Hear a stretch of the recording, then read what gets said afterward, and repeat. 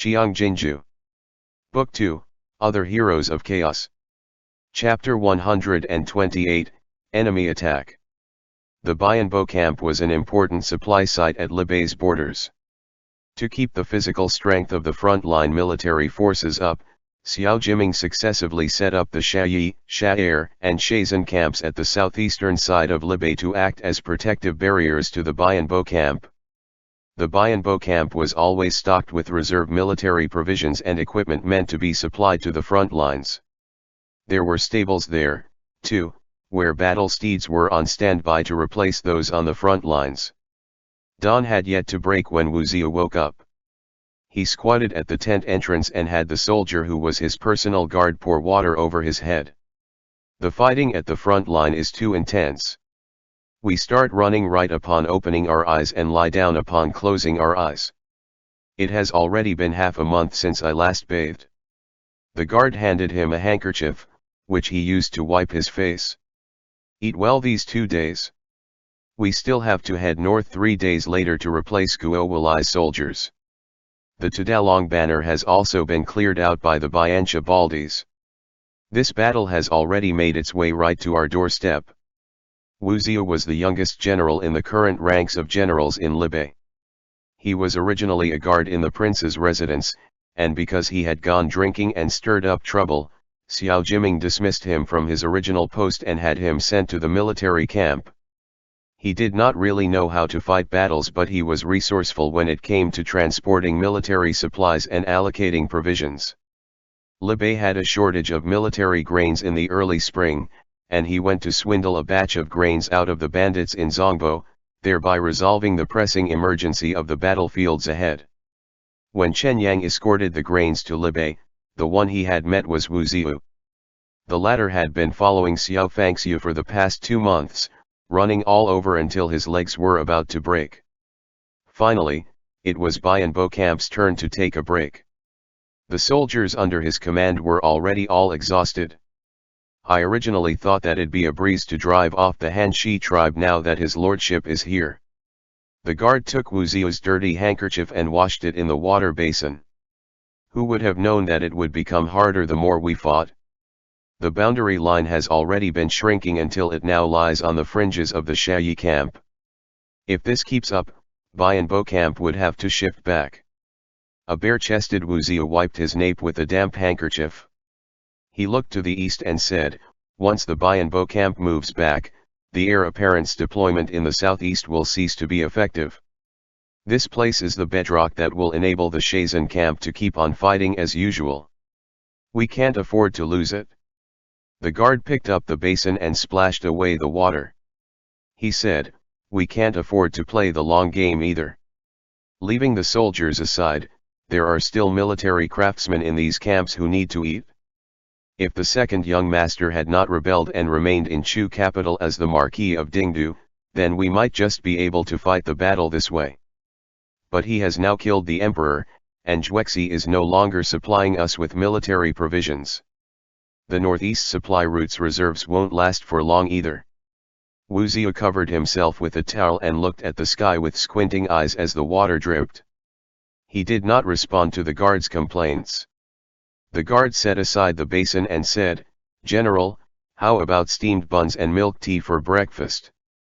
The milk is good stuff that has just been transported over from the back. It can't be stored for too long, so we have to drink it as soon as possible. I asked the mess cook to brew tea made out of plain leaves with clotted cream. Wu Zia raised his index finger as a signal for the guard to shut up. He listened to the hubbub of splashing water and footsteps all around and looked at the sky, but he did not hear the whistle of today's Eagle Patrol. He listened for a moment before asking, has last night's patrol squad returned? The guard happened to be rinsing his feet with water. On hearing him, he looked up at the sky too and answered, it's not time yet. The earliest they'll return after turning back from Shazan camp is, at the very least, the third quarter during the hour of Chen. Why am I not hearing the whistles from the Eagle Patrol? We didn't let them out. The guard hesitated for a moment. We were too tired when we arrived at the camp last night, so we didn't report it to you immediately. The eagles we brought back this time are all wounded, having been brutally clawed by the Bianchi cavalry's Saker falcons at the battlefield. Even Ho died. Those who raise eagles all treasure their eagles, treated them as if they were their own child. After we came back here, we dispensed with the eagle patrol today and had the physician tend to their injuries. Eagles were not easy to rear. Patience was required when domesticating them, and those that could act as scouting eagles were the cream of the crop. Even though they were not gerfalcons, they were similarly valuable. Xiao Fangxiu was fighting a battle in the front line this time, and the battle was not going smoothly for both the soldiers and the eagles.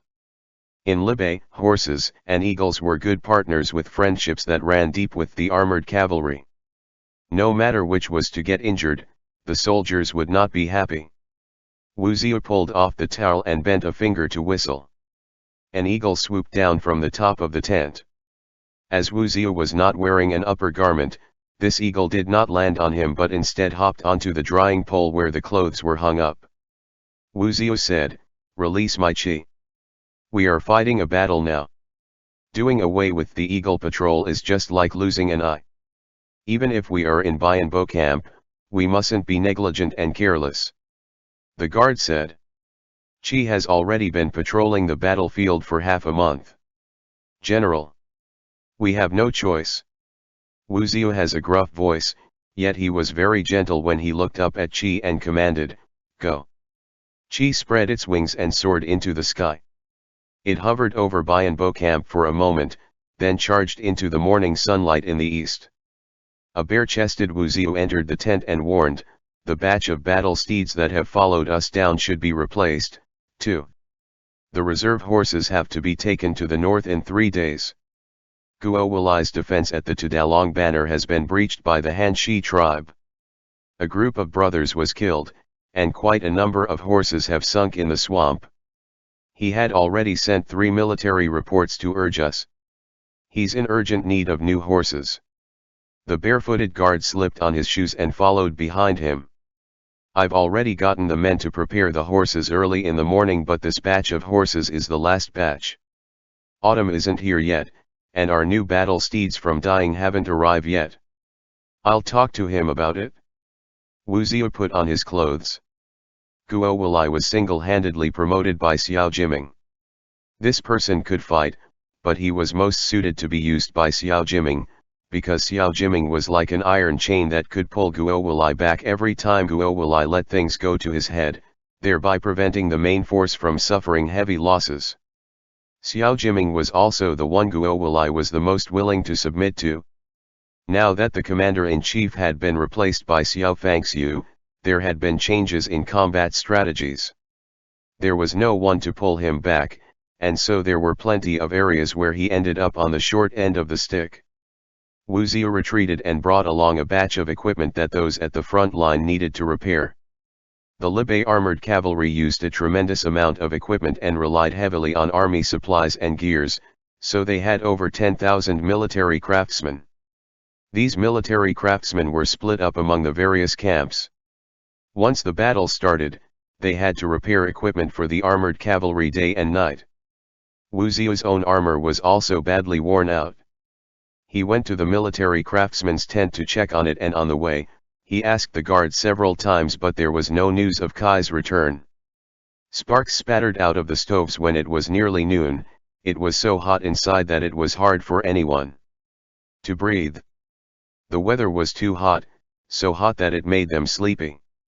Even the wind outside the tents was hot. Wu Ziyu was sweating profusely as he looked at the ground. This steaming hot temperature had already caused many military craftsmen to suffer from heat stroke. Wu Ziyu got his men to splash cold water, but this was simply a futile attempt, much like trying to put out a burning cart of firewood with a cup of water. "Get the kitchen to boil green beans. Boil as many as you can." Wu Ziyu covered his face with the cool handkerchief and instructed the guard, "The equipment repair cannot be delayed. His lordship and the rest are still donning worn-out armors on their end." The guard nodded in acknowledgement. He was feeling so hot that he was not wearing his armor, and his collar was open. He was about to turn around when he felt a few drops of water dripping onto his face. Puzzled, he wondered aloud. Why is it raining? Wu Zio's nape was wet with water too, but this water was sticky. He raised his head and saw Kai's figure charging out from the hot sun before it suddenly plunged. But halfway down, two Saker falcons swooped out midair and simultaneously grasped hold of Qi before soaring once more. Qi let out a shrill cry as it was torn into shreds, its feathers scattering in the air. Wu Zio promptly rose to his feet. Someone atop the watchtower in the distance was already shouting, "Enemy attack!" The drums sounded, each beat pounding Wu Zio hard in the chest. He immediately gave his commands. "Put on your armors. This is a sneak attack by the Liaoying tribe. They are not Han Shi tribe's cavalry, don't panic." Flaps of tents lifted in unison. From wearing their clothes to putting on their armors, the Libai armored cavalry carried out every step without a hitch. With swift and orderly movements, they gradually turned from individual men into men of iron and steel enveloped within the oppressive, heavy armors. Squad 6, go guard the stables. Squad 3, go guard the granary. If the vanguards led by me die in battle, Bianbo camp is bound to fall. When you see that the situation is critical, don't wait any longer. Release the stables immediately and lead the military craftsmen along the horse track towards the northeast supply route where Zhao Hui's three great training divisions of Liaoyang are. As Wu Zio spoke, he saw that Qi had already fallen to the ground. That shocking mass of red made him pause a moment, then he quickly turned his head away and hauled up the guard. The horses and the military craftsmen can leave when Bianbo camp falls, but the grains can't be sent away, so when the need arises, set them on fire and burn them clean. Do not leave even a single grain of rice to the Liaoying tribe. Head back home. There is still the heir apparent back in dying to assume command. Conventions dictated that the general should retreat with the troops and leave the vanguards behind to stall for time when the situation went bad. But Wu Zio knew that the sneak attack this time was a force to behold. There were only two possibilities in which the Biancha men could bypass the Shazan camp before Bianbo camp. The first was that they took a shortcut and made their way over in silence. The second was that Xiao Fangxiu, Zhou Kaiu and the rest had all perished in battle, meaning the front line had already collapsed, and Shazan camp was completely wiped out even before they had the time to send back the military reports. Regardless of which it was, the men who had come along for the sneak attack this time could not be underestimated. Wu Zio did not dare to hand the responsibility of stalling for time to others, he had to guard this place himself. Wu Zio passed through the squad as he put on his helmet. Which? Wu Zio had yet to finish his words when a large boulder came falling from the sky and smashed into the middle of the newly erected watchtower with a thunderous crash. Even before the sound of the watchtower's collapse could be heard, it knocked down a tent. Stone catapults. The guard shouted at the top of his voice from behind. "General, they are coming around from the south. Fucking bandits." Wu Zio spat. "Get on your horses. It's inconvenient for them to move around since they're bringing along heavy equipment, and they won't dare to make a show of it when taking the detour. Without the ponies from the Guma tribe, this group of people can't get away." But following right after, the sounds of neighing rang out from the horse stables, and the battle steeds scurried all over amidst the machetes and flames. The other party had the same idea as Wu Zio: slaughter all the horses they could not grab and burn away all the grains they could not take away with them. That way, the materials heading north in Libai will be in short supply immediately. They could think of ways to transfer the grains again, but without this batch of battle steeds, Guo Wulai's Kangzhou camp would lose their combat capability. Damn it, Wu Zio slowly gripped his blade. "Tell Squad 6 to leave first with the horses." The guard flipped onto his horse. The tents near the stables were all on fire.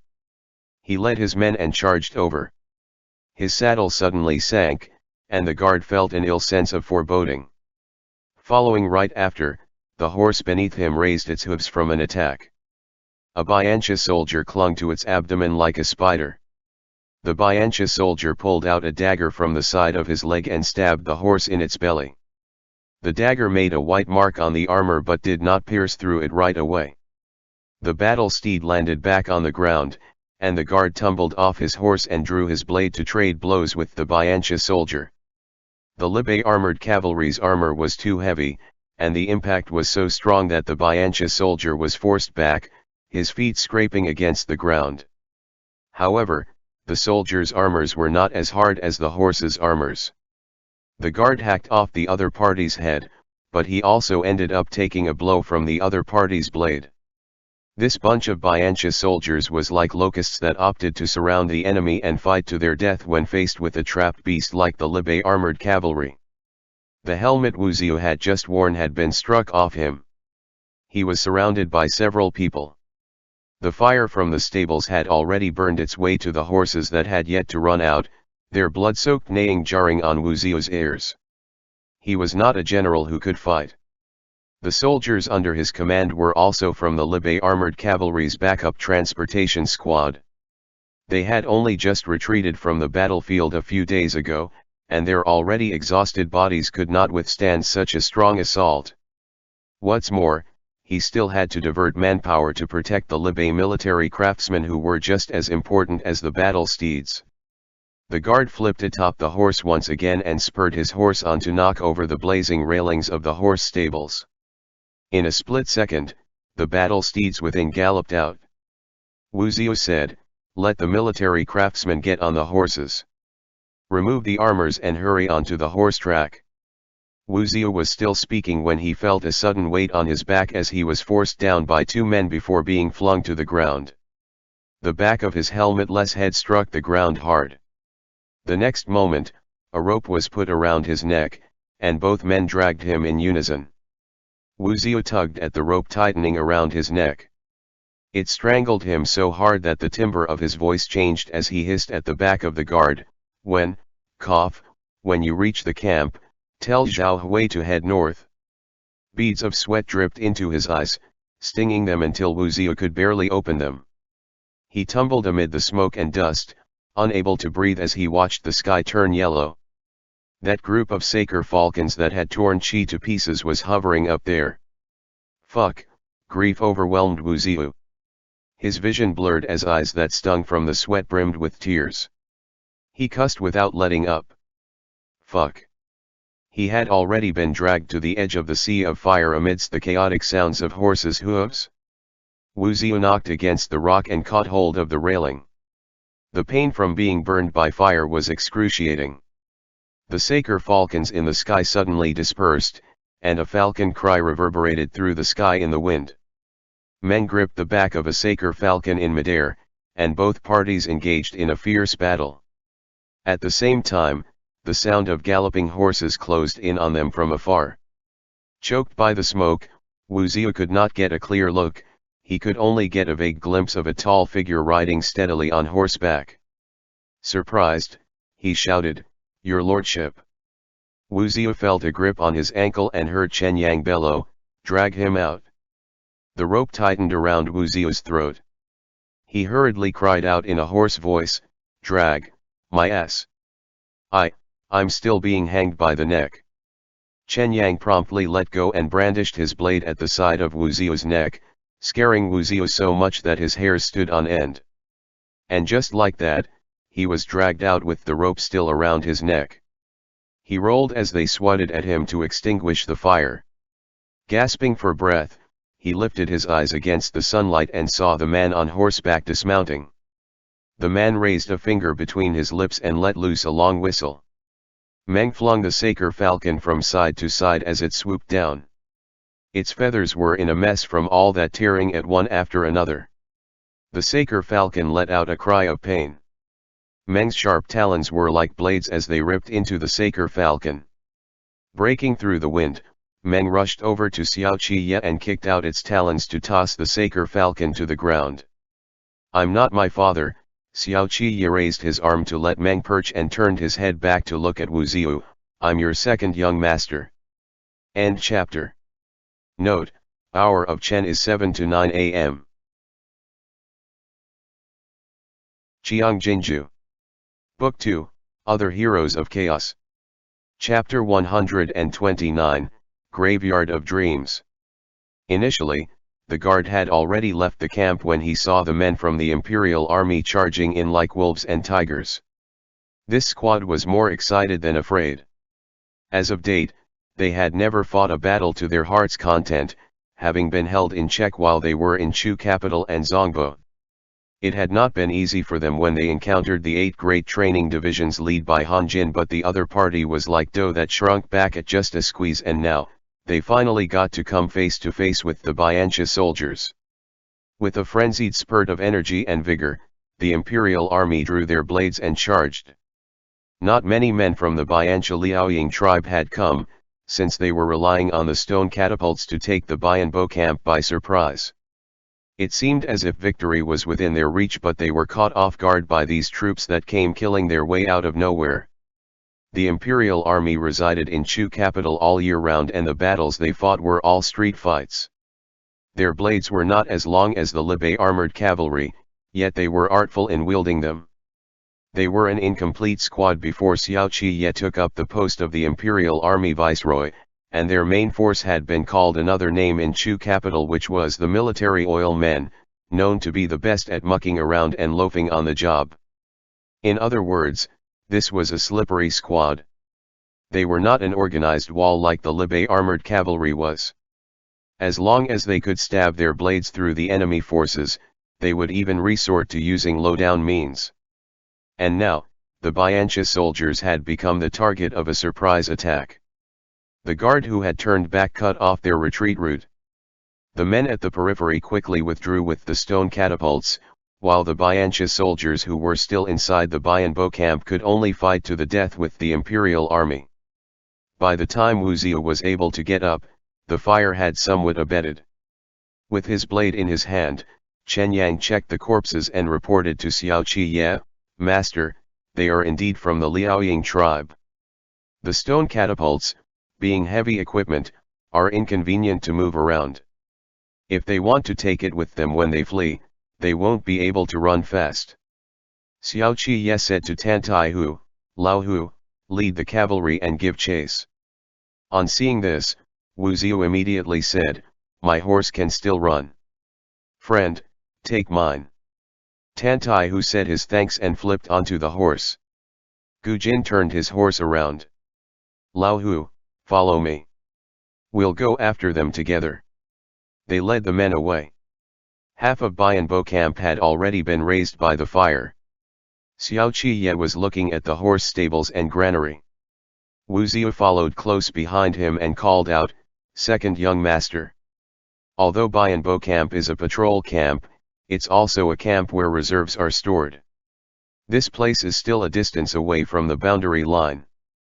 There's Shazan camp to the east acting as a shield, and there are also sentry posts and checks along the way. Xiao Qiye squinted his eyes from the glare of the sun. He looked at Wu Ziyu again. Yet they made their way this far back. "Where is your patrol squad?" Wu Ziyu recognized Xiao Qiye. In his early years, he was picked along with Zhao Hui and Chen Yang to serve as Xiao Jiming's guard in the prince's residence, and that was when he saw Xiao Qiye. But the Xiao Qiye back then and the Xiao Qiye at present were just like two different people. His excessively tall stature meant he was always looking down from above, and being gazed at in such a way made Wu Ziyu feel a lot smaller for some reasons. Wu Ziyu averted his gaze. "The patrol squad that went out last night did not return." "The patrol squad that went out last night did not return, and yet you, as the commanding general, sensed nothing odd about it even when noon came around." Xiao Qiye looked as if he was just engaging in idle chatter. He had an intimidating presence that gave others great pressure, but his attitude was quite mild and calm. Shayi camp is the battlefield, while Bianbo camp is the resource supply site for Shazan camp. Every slight disturbance here will affect the battle at the front line. You're really quite the laid-back one. Wu Ziyu could tell what he meant by these words. Xiao Qiye had never held a post in the Libai army. His only military rank now was that of an imperial army viceroy in Chu capital. Moreover, he was a viceroy whom Chu capital no longer acknowledged, so he was in no position to reprimand Wu Ziyu. But the more insipid his tone was, the more it made Wu Ziyu ashamed. News that the second young master was going to return to Libei had been circulating in Libei for over 2 months. Leaving aside the common soldiers, each of the high-ranking military officers like them had their own thoughts about it. Of the current military officers in the Libei armored cavalry, other than the few who were seniors from Xiao Fangxiu's era, the rest were all juniors whom Xiao Jiming himself had promoted.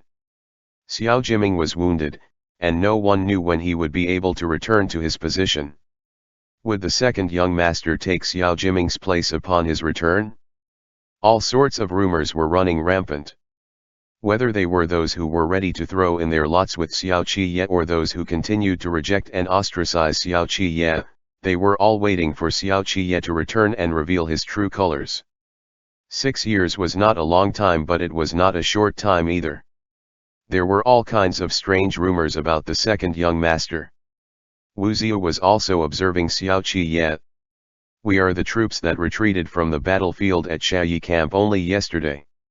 Our main task is to plan and coordinate the transportation of equipment and grains for the battlefield." Wu Ziyu paused for a moment. The original garrison squad from the Bianbo camp has already been switched over to Shayi camp, so there are no main force troops here for the time being. What's more, Bianbo camp is located behind Shazan camp. I truly didn't expect. Wu Ziyu's voice gradually faded away. The disquieting atmosphere was getting to him. That niggling, pressing sense of urgency was even more pronounced than the blazing sun. He quickly looked at Xiao Qiye. The jut in his throat throbbed, but he did not dare to continue speaking. Meng turned its head a little to look at Wu Ziyu. Its beak, which looked like an iron hook, had yet to be wiped clean. Xiao Qiye's nape lay exposed to the scorching sun. He lifted the other hand to cover it and raised his head slightly. He was still looking at the horse stables. "Aren't you people the Libei armored cavalry?" Wu Ziyu remained standing still in silence. Xiao Qiye's left arm was steady. The combined weight of Meng and the arm guard was nothing to him, but he did not let Meng rest for too long. Once Chen Yang was done doing a head count of the bodies, Xiao Qiye released Meng into the air again. "Master." Chen Yang lifted his head to look at Meng. "Should we get a squad to follow? Considering that the Biancha men brought along the stone catapults to launch a sneak attack, it will be tough for them to avoid the Shazan camp's patrol. But they were able to make their way here, which shows that Shazan camp has already fallen into the enemy's hands." Xiao Qiye did not smile. "Father allowed the transportation squad to retreat to Bianbo camp, likely because he still doesn't know that Shazan camp has already been breached. Meng is going over to Shayi camp to deliver news of it. We'll rest for a night and head for Shazan camp tomorrow. Second young master has no cavalry or supplies. If you continue on east, you will come face to face with the Biancha soldiers. Since they are able to take down Shazan camp without so much as a noise, then it's very likely that the people stationed there are from the Hanshi tribe who are skilled in the art of storming enemies." Wu Ziyu could not refrain from speaking out. "Right now, it's safer to wait for the reinforcement from the 3 great training divisions of Liaoyang. I'll send someone to deliver the message right away. Xiao Shi Sui will definitely dispatch Zhao Hui over. If you had sent the message to the 3 great training divisions of Liaoyang yesterday when you arrived at Bianbo camp, then there might still be a chance to make it before sunset tomorrow. Send the message now, and it'll take a day and a night to rush at top speed to the northeast supply route. Zhao Hui needs another 1 day and 1 night to rush to the 3 great training divisions of Liaoyang from Daying. By the time he arrives at this place, Bianbo camp will be no more." Xiao Qiye pointed to the spot where the watchtower collapsed. "Rebuild the watchtower now. Don't set it up in areas facing the east, shift it to the southeast corner. Do a tally of the grains and battle steeds, and have the military craftsmen prioritize the repairs of the camp's defense walls that the stone catapults have smashed. If young master is worried about the Biancha soldiers returning, then you should move the grains and battle steed to the northeast supply route. Wu Ziyu caught up with Xiao Qiye. There's simply no time to rebuild the Bianbo camp. Shazhen camp is only tens of li away from this place. The horses of the Hanshi tribe can make their way over within a day. Xiao Qiye took a few steps up the railing and jumped over it to the other end. He turned around and motioned for Wu Ziyu not to follow him, and asked in passing, "Is that your honest opinion?" Wu Ziyu did not understand what Xiao Qiye meant by this. He continued at lightning speed, "All we can do now is to abandon the Bianbo camp and try our best to reduce the loss of supplies." As Xiao Qiye stepped back, he asked, "Well, don't you have the slightest notion to step out of this place and give chase?" By now, the sun has begun to tilt. Wu Ziyu stood on this side of the ruins, baffled by Xiao Qiye's gaze. The burns on his back stung from the scorching sunlight. With a frown on his face, he watched as Xiao Qiye turned back. He could not help shouting with all his might, "I can't win against them. Second young master, I said it before, I'm from the transportation squad." Xiao Qiye did not reply to him and merely waved his hand at Wu Ziyu with his back to the latter. The meaning was clear: Wu Ziyu should shut up now. He stood before the collapsed granary, his expression cold and detached, and his lips, tightly pursed. He stood there for a very long time. ******. Xiao Fangxiu sat unreservedly in the tent and raised his head to drink up the last mouthful of milk tea. The salted milk tea brewed with plain leaves had already gone cold from being set aside. The clotted cream felt moist in his mouth, and there was a milky aroma. His shoulders were bare, and the military medic was applying medicine. "Amuir is a good opponent." Xiao Fangxiu moved his shoulder after it was bandaged. "I've been observing the Hanshi tribe for the past 10 years or so, but I didn't expect their attack power to be so strong. When people grow old, their reactions slow down. I'm no longer the man I once was. Libei's advantages are prominent, and its disadvantages are, likewise, obvious." Zhou Qiankai grabbed up a handful of sand and watched as they trickled down between his fingers. "Amuir changed his attack strategy for you. He definitely won't dare to make a sudden assault like this in the past when he was facing off against Jiming. Jiming is skilled in the art of war. The camps he set up on the boundary line are all interlocked. The armored cavalry heads out to face the enemy with chains on their back, supplied by Xiao Jiming himself. Once the situation changes, Jiming can haul the main force back any time to avoid heavy losses. Now that Jiming has retreated and you're back in command, the speed in which news is passed on is a lot slower. What's more, your style is completely different from Jiming. The vanguards don't dare to go all out when they charge, and the reserve troops' initial rhythm is all messed up. Will Amuir let this opportunity slip?" Xiao Fangxiu got up to get dressed. Scars covered the bulging muscles on his back. He said he was old, but this intimidating body of his was far more sturdy than before. He put on his robe and started to put on his armor meticulously every step of the way. If Great Zhou is still in the period of resurgence, then Jiming would be the best commander-in-chief of the Libei armored cavalry. He has performed extraordinarily well, and is the best candidate to keep Libei at the top of its game. Xiao Fangxiu strapped on his blade and continued with a stoic expression, "But Great Zhou is already in a state of collapse, and our dogged strategy to be the wall is no longer suitable for the Libei armored cavalry. Amuir is the great hero heaven bestowed upon Bianxia. He roams around the various tribes, wanting to create a new world.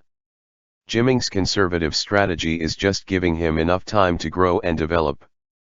Qiankai, you and I both need to face up to one thing, and that's the fact that Bianxia is no longer a bunch of non-cooperative small tribes that rely on looting and plundering to make a living. They are like rivers converging together to become the boundless sea under Amuir's leadership.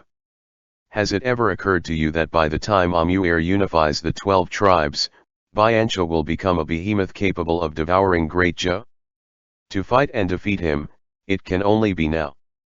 I'm the spear of Libei, and Jiming is its shield. At the same time the Libe armored cavalry shed off its weight, they are gradually falling into the trap of complacency.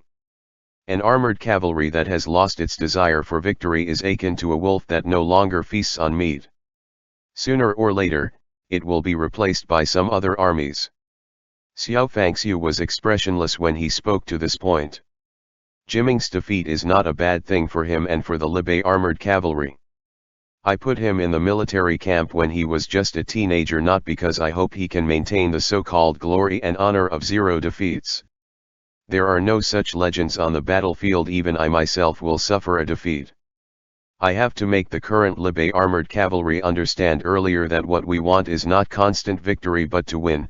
Even if we lose, we will climb swiftly back on our feet. As long as our limbs are not broken, we can still fight. Both Jiming and I have successively accomplished what we ought to have done, and now, it's time for Libe to feel the hunger. Xiao Fangxiu paused for a long time, his gaze meaningfully deep. The Libe armored cavalry is in urgent need of a new commander-in-chief. This person must be different from us, even to the extent of being our polar opposite. He has to tear off the layer of scholarly elegance that Jiming has implemented. He has to be avaricious and savage. He has to make the Libe armored cavalry ravenous and let their wolfish nature rear its head once again. End chapter. Qiang Jin Jiu. Book 2, Other Heroes of Chaos. Chapter 130, Jade Earring. At that time when Bianbo camp was attacked, Shen Zequan was taking a nap. Qiao Tianya sat under the eaves fiddling with his guqin, while Ding Tao and Li Xiong surrounded the copper crock playing with the fishes. It was quiet inside the room. The sunlight spilled over half of Shen Zequan's shoulders. He had just settled the details of the census register registration with Zhou Gui and the rest of the officials last night, and they had begun to do an inventory count of Tse province's granary reserves that morning. Autumn was just around the corner. If they wanted to do business with Cha province, this was the best time. He busied around until the afternoon, and that was when he took the opportunity to doze off for a moment while he was sitting at his desk. An unspecified amount of time later, he woke up. Shen Zequan leaned back against the Taishi chair and pinched the center of his eyebrows. After taking a moment to compose himself, he called for Qiao Tianya. The bandits from half a month ago have already returned to Mount Luo. Have there been any movements from Leijing? Shen Zequan took up his brush and continued to write what he had yet to finish earlier on the paper. Even if there are any signs of activity, it will only reach us after a few days later. Qiao Tianya picked a chair to take his seat. Besides, the Marquis is thorough in his arrangements. When Lei Jingzhi returns to Mount Luo, he will be the target of criticism. Just trying to resolve his own internal affairs on Mount Luo alone will take him about a month or so. Shen Zequan said nothing and continued writing. Finding him to be somewhat distracted, Qiao Tianya added, "Master only slept about 4 hours last night, and you still have to go over to the Zhou's residence to discuss official matters with them after dinner later. There's no harm in taking a rest while you can now." Shen Zequan said, "I'll sleep after I return." Is Fei Sheng still idling around? Since he wants to do something, give him something to do. Qiao Tianya rubbed his fingers and said, "I've been thinking about it these past few days. You've been leaving him out in the cold for more than a month. If this goes on, I fear that he will harbor resentment. The gears in this person's brain sure turn fast. He knows Xian isn't willing to take him in, so he wants to remain in Tse province. Zhou Gui and Kong Ling are wary of his Jin Yue background and don't dare to use him, so he can only follow Shifu around, hoping to get a job from me through Shifu." Shen Zequan set down the brush to let the ink dry and continued, "Now that Gu Jin has returned to Libe, we are indeed short of people who can scout for us." When Qiao Tianya and the rest of them arrived in Tse province, the various Jin Yue who had followed them out of Chu capital also arrived one after another. But even if these Jin Yue were to gather, there were only about 100 or so men, half of which were Fei Sheng's old subordinates. At first, When Shen Zequan set Fei Sheng aside without using him, it was because Fei Sheng did not have the intention to follow him. That gaze of his was fixed squarely on Xiao Qiye. A pity Xiao Qiye was unwilling to take him in as a subordinate, so Fei Sheng could only settle for the next best option and remain by Ji Gang's side, deferring to him on every issue. In Tse province, Fei Sheng was not involved in any of the matters, yet he would often put himself within Shen Zequan's sight. His intent was simply too obvious. Fei Sheng read the situation quite accurately. Even if Shen Zequan left him out in the cold for a moment, Shen Zequan would eventually have to use him because he had observed Shen Zequan's every move, and he knew that Shen Zequan lacked manpower. Qiao Tianya leaned over slightly and asked across the table, "What does Master want him to investigate?" "Two things," Shen Zequan answered. "The first one is to get him to keep constant track of the price of tea and rice in the various Zongbo prefectures and the prefecture of Huai province. Tse province's proposed price will be in the middle. If we want to avoid suffering any losses, we will have to get a good idea of the prices in these places." The Jin Yue used to have the same assignment back in Chu capital, so he can assign men to carry out this task. The second is for him to get to the bottom of Lei Changming and Lei Jing's relationship with the Yan clan of He province, especially Lei Changming. "I want to know all the details of this person's life." Qiao Tianya was a little surprised.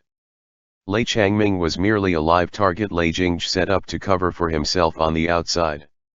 Why is Master not investigating Lei Jing but Lei Changming instead? Shen Zequan paused for a moment before saying, "When I was taking a nap earlier, I recalled the way Lei Changming looked before he died. I find him a little odd. The custom of wearing earrings is the most prevalent amongst the noble clans in Chu capital and the 8 great cities. Li Xiong is an orphan Lei Jing raised. He rarely socializes with these people and has only met them once, so it isn't surprising that he can't remember it clearly. But Lei Changming was the bandit chief of Mount Luo. He had dealings with the prefectural prefects and garrison troops commanders of the 2 prefectures of Dun province and Duan province. He even had dealings with Yan Hiru, the youngest young master of the Yan clan, a family of wealthy merchants. He should have come across men wearing earrings countless times, yet he kept focusing on my jade earring before his death." Shen Zequan furrowed his brows slightly. He could clearly recall Lei Changming's expression before his death. If Li Xiong had not mentioned it, he would not have recalled it either. Lei Changming's deranged and delirious gaze was clearly looking at another person through his jade earring. This matter was originally inconsequential. Anyone who heard it should not be taking it to heart. This was because Shen Zequan's jade earring was nothing rare, it was merely something that Xiao Qiye had polished out of leftover material while he was fleeing. Compared to the box of earrings he gave to Shen Zequan back in Chu capital, this one was nothing valuable. Others could tell at a glance how precious it was only because of its roundness and smoothness. The noble clans considered it a blessing to let their most precious children wear jade earrings. However, Shen Zequan felt subtly bothered by it. He intuitively felt that there was something in there that he was compelled to dig deeper into it. There were still some secrets regarding the uncle and nephew pair of the Lei family that Zhou Gui and Kong Ling were not aware of. Li Xiong sat by the copper crock, fiddling with the red string. But he was clumsy and kept failing in his attempts. Ding Tao scooped up the fish, and water splashed over Li Xiong. All of a sudden, Li Xiong snapped the string broken in anger and threw it at Ding Tao. He pulled a long face and said, "I'm going to look for my big brother." With his sleeves still rolled up, Ding Tao said, "Better not, what's so good about your big bro? Why don't you treat Jiao Yu and me as your elder brothers and follow our young master? Our young master gives out sweets every month, and he never withholds our salaries. I don't want money." Li Xiong suddenly stood up. "I want my big brother." Ding Tao cast a glance at the main room and saw Qiao Tianya still discussing matters with Shen Zequan on the other side of the partially hanging bamboo blinds, so he pulled down his sleeves and said, Why don't you come with me to grab some meat? I'm not eating. For some reason, Li Xiang was agitated. He scratched his cheek and demanded anxiously, why aren't you people letting me go? I want to leave the city. I want to return to Mount Luo. Ding Tao felt that Li Xiang was truly a brat. He could not reason with Li Xiang, but if they were to come to blows, he was no match for Li Xiang either. Seeing that Li Xiang was about to make a scene again, Ding Tao suddenly hit on an idea. You miss your big bro so much. He must really be a formidable one, huh? Li Xiang answered, my big bro is the #1 hero in Mount Luo. Of course, he's formidable. Ding Tao clapped his hands together and said, so what if he's a hero on Mount Luo? Is he as formidable as my master, my young master? I don't think of him as a hero. Sure enough, Li Xiang was furious. He glared at Ding Tao. Your master and young master isn't formidable at all. He's so skinny, my big bro can kill him with just one punch. Ding Tao spat inwardly to himself, feeling a little displeased, but he still tried his best to put on a happy act. Oh? Then that's pretty formidable. Your big bro is Lei Jingji, right? His uncle is Lei Changming. I know all about it. Li Xiang was already envious of Ding Tao to begin with, and he was not willing to lose out to Ding Tao here. To prove that Lei Jingji was stronger than Xiao Qiye and Shen Zequan, he hurriedly said, Lei Changming is formidable too. He can lift the little people upside down, but my big bro is even more formidable than Lei Changming. Seeing that he had taken the bait, Ding Tao played along and asked, what kind of martial arts move is lifting the little people upside down? Li Xiang had blurted it out offhandedly. Now that Ding Tao was asking, he racked his brain to recall Lei Changming's life. Memories flashed through his mind. That is, lifting children upside down. Lei Changming loved to do things like this. He suddenly remembered something. Oh! I remember it now. Earring, round and white earrings. The children Lei Changming hung upside down wore them too. Asterisk asterisk asterisk. Shen Zequan planned to head out after his meal. As he was changing his outer robes, he heard Ding Tao and Li Xiang running around the courtyard, yelling and screaming. The maidservant retreated with a bow to the door and was about to instruct them not to make a ruckus when Shen Zequan looked back and said, it's fine. Let them play. Qiao Tianya originally wanted to put his guqin on the small table under the eaves, but on seeing this, he feared that the two boys would recklessly crash into it while they were playing and damage it, so he sent it back to his own room. When Shen Zequan was leaving the courtyard, Ding Tao followed behind him, looking as if he wanted to say something. But seeing that it was already late, he swallowed back his words and said as he stuck to the moon gate. If it gets dark, I'll go over with a lantern and wait for you. Shen Zequan beckoned to Ding Tao. Once the latter walked over, he said, after your meal later, head over to Grandpa's courtyard.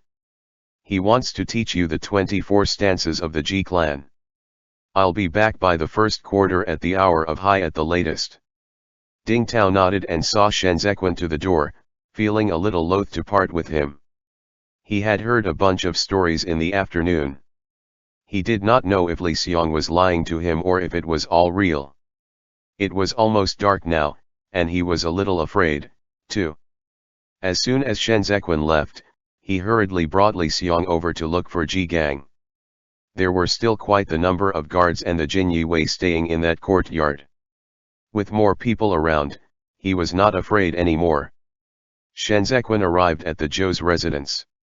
The study was brightly lit, with several advisors sitting within. The summer night was warm, and the windows on all three sides of the study were open. They had also lit incense to repel the mosquitoes. The room felt stuffy when it got crowded. Kong Ling feared that Shen Zequan would feel uncomfortable, so he had the doors kept wide open. These are the grains that have been counted today. Vice Commander, please look it over. Zhou Gui presented the book to Shen Zequan and said from his seat, the autumn harvest is just around the corner. The way we see it, this is the most appropriate time to discuss business with Cha province. During autumn in the past, the company of traveling merchants from He province and Juexi has to pass through Zongbo to head for the area where Libes and the Huiyan tribe's mutual trade market is to deal in goods. However, the war is intense this year, and so doing business there this time is not possible. They will most likely head for Cha province as an alternative. Kong Ling lifted his robe slightly and sat down. If we were to fall behind them, then no matter how cheap we sell the grains when the time comes, Cha province will not have the money to buy. So, this matter has to be done as soon as possible. That's the thing. Shenzhequan looked over the quantity of grains carefully and said, this matter is the most important right now. If all goes smoothly, life in Tse province will be better next year. No such trade was made in the past, so the merchants from Juexi and He province would not have anticipated it, but they should more or less get wind of it when our men go over to discuss business. This involves us getting a slice of their pie. They might not necessarily be willing. That's the hard thing. Zhou Gui chimed in.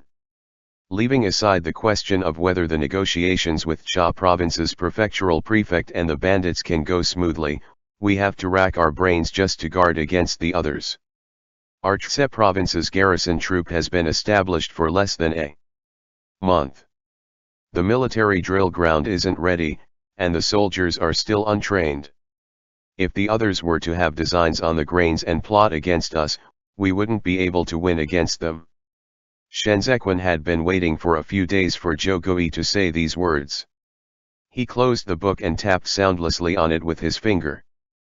Tse province has no commanding general at present. You gentlemen and I are not well versed in the art of training soldiers.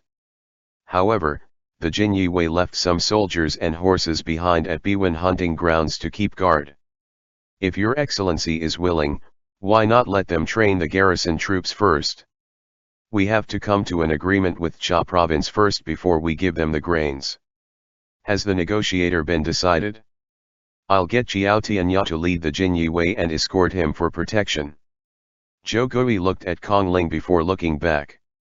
I can't leave Tse province, so I can only send Chang Feng over and assign some clerks who can do the accounts to tag along. If the vice commander is willing to dispatch some men to protect them, that'd be really for the best. Zhou Gui did not understand, but Kong Ling understood it perfectly well. He composed himself and said to Shenzhequan, but I'm a novice when it comes to doing business, and I feel very apprehensive not knowing if there are experts there, so I'd like to ask the vice commander to bestow upon me an ingenious stratagem I can bring along. Shenzhequan smiled and said, Mr. Chang Feng, you are too modest. Where on earth would I have an ingenious stratagem? If it's permissible, I'll go with Mr. Chang Feng on this trip. How would Zhou Gui dare to let Shenzhequan venture deep into the tiger's den where dangers lurked? Xiao Qi Ye hasten over within a day was still echoing in his ears. He hurriedly said, the vice commander is. Kong Ling was already making his bow and expressing his gratitude. I would feel reassured if the vice commander is around. This man really knew how things should be done. Shenzhequan looked at Kong Ling with a gentle expression. He was truly much too clever. End chapter. Note, hour of high is 9 to 11 p.m.